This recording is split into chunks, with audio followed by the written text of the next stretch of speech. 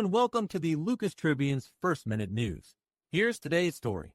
The original Nintendo Switch family of consoles and accessories has some price changes ahead of it in Canada. While the Switch 2 had a couple of pricing controversies of its own, shifting market conditions have apparently affected the cost of its predecessor, too. Canadian fans hoping to get a Nintendo Switch amid the new console's popularity may want to do so sooner rather than later. After an initial scare, Switch 2's price remains steady amid rising tariff-related concerns in the U.S. Still, Nintendo said that high tariffs could heavily impact the company by affecting conditions in its biggest market. There hasn't been a substantial change in Nintendo's pricing, apart from some Switch 2 accessory increases in the U.S., but a bigger shift could be coming to older products in other regions. According to an announcement on Nintendo of Canada's website, the original Switch, alongside the Switch Lite, OLED Switch, and that generation's games and accessories will get updated prices in the Canadian market on August 1st, 2025. It isn't clear if this means things will get more expensive or cheaper, but considering Nintendo said it had no plans to reduce Switch prices in previous years, and given the broader gaming industry right now, an increase seems more likely. So far, the company has only announced such a change for its Canadian business, so gamers in other regions may not have to worry about higher price tags for now. The pricing update is indeed an increase. Nintendo wouldn't be the only console company to start charging more for its systems this year. In May, Xbox significantly increased hardware prices, asking for up to $100 more for some consoles and bumping its first-party games up by another $10. Microsoft cited a shifting market and rising development costs for those changes, and Nintendo of Canada's announcement made a similar case, saying it was acting in response to market conditions, though it did not clarify what those were exactly. The upcoming price changes will seemingly affect all original Switch hardware and software, including Amiibo and Nintendo Switch Online subscriptions. Interestingly, though, all Switch 2 systems and games will remain the same. It could be that the newer platform is already priced for today's market conditions, or that the company believes an update to its older products is enough to achieve its goals. Whatever the case, anyone in Canada hoping to account for the ongoing Switch 2 shortages by paying to the 2-page, grabbing an OG Switch may want to act quickly.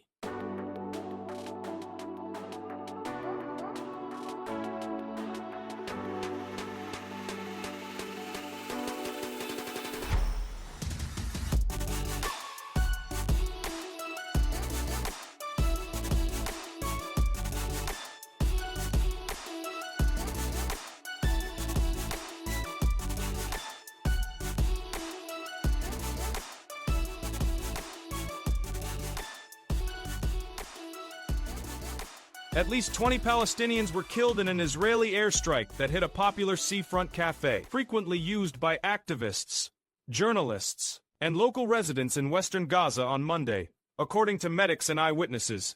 Rescue teams evacuated 20 bodies and dozens wounded from Al-Baka cafeteria, an outdoor venue which consisted of tents along the beach. A spokesperson for Gaza's Hamas-run civil defense told the BBC. He added that emergency crews were still searching through a deep crater left by the explosion.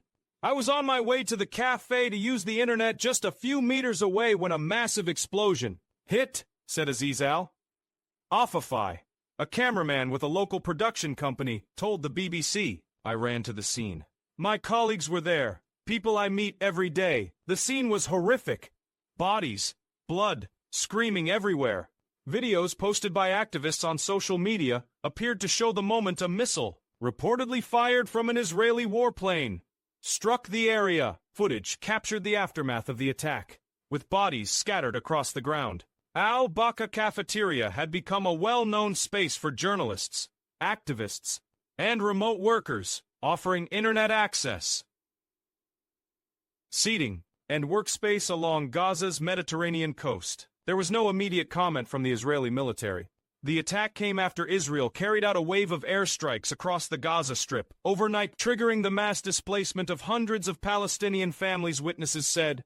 Rescue teams recovered the bodies of 5 people, while dozens of injured civilians were evacuated to Ali Hospital in Gaza City, according to local reports. The bombardment follows one of the largest evacuation orders issued since the war resumed in March.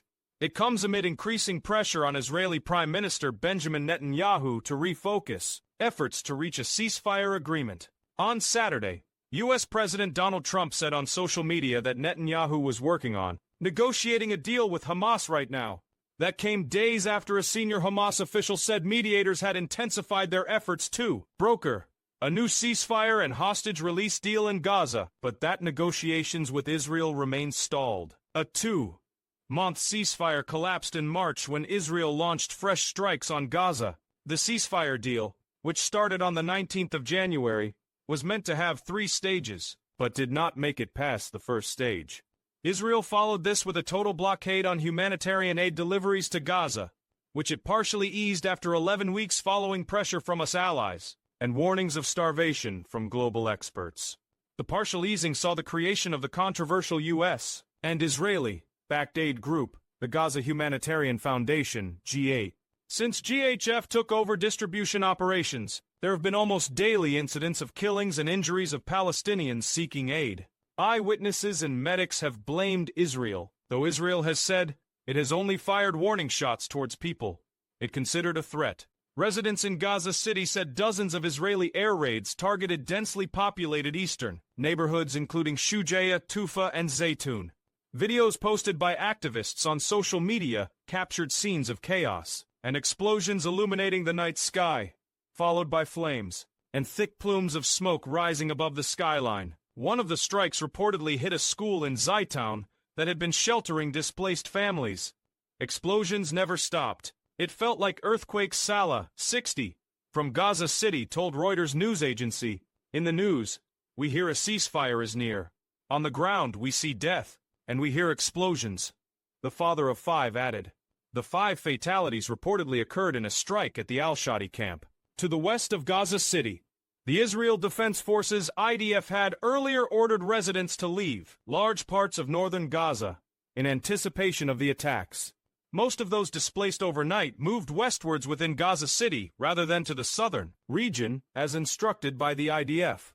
"We had no choice but to leave everything behind," said Abir Talba, a mother of 7 who fled Zaytown with her family. "We got phone calls recordings in Arabic telling us we were in a combat zone and must evacuate immediately. This is the 7th time we've been forced to flee," she added. "We're in the streets again. No food, no water. My children are starving. Death feels kinder than this." Amid the growing humanitarian crisis, fears are mounting that the evacuation orders and sustained airstrikes are part of a broader Israeli plan to expand its ground offensive deeper into Gaza. But there is also speculation in Israeli media that some generals are close to concluding that military operations in Gaza are near to being achieved. That is also the view of many former army leaders who fear that the descent of the Gaza campaign into more attritional guerrilla-style warfare would lead to more deaths of hostages, civilians, and soldiers. The Israeli Prime Minister's next moves are being closely watched. While Benjamin Netanyahu's instincts have always been to continue the war and defeat Hamas.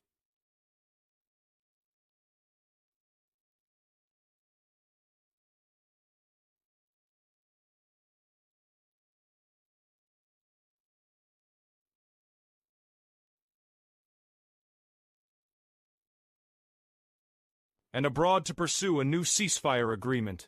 The Israeli military launched its bombardment of Gaza in response to the attack, in which about 1,200 people were killed, and 251 others were taken hostage. More than 56,000 people have been killed in Gaza since then, according to the territory's Hamas-run health ministry.